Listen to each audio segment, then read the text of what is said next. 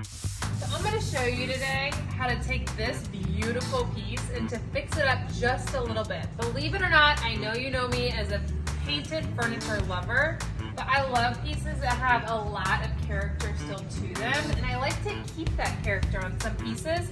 This is one. This is beautiful. It's a gorgeous color, and the wear and tear on this one is one that we can just hide slightly but still keep to give it that character that we love.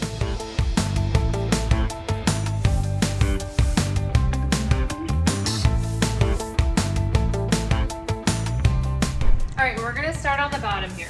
So you can see, I don't know what it's from, probably toe kicks or something, but over time, this got really banged up.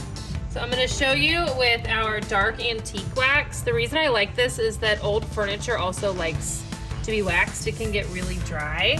And if you just kind of dab this into the areas that are showing through, it helps. And then you rub it across the whole thing because it makes the wood that is dehydrated, it hydrates it again.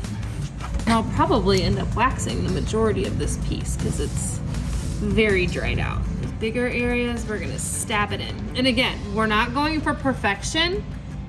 We're just going to make them not so dramatic. So you can do this on pieces that your kids have banged up or that you've banged up, and it just kind of gives it a little bit of a masking.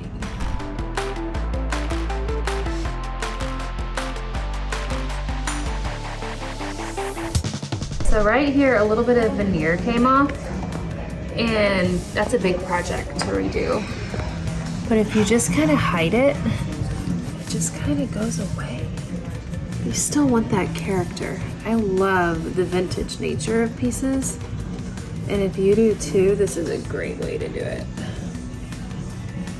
The rub marks from drawers, bazinga, they're gone. So this ring, because this has been loose, just clearly destroyed this piece. And what you once saw, it's still there, but you can't see it from across the room anymore. So these are probably from this piece moving back and forth on it over time. And again, they're not going away. But I could see these across the room earlier.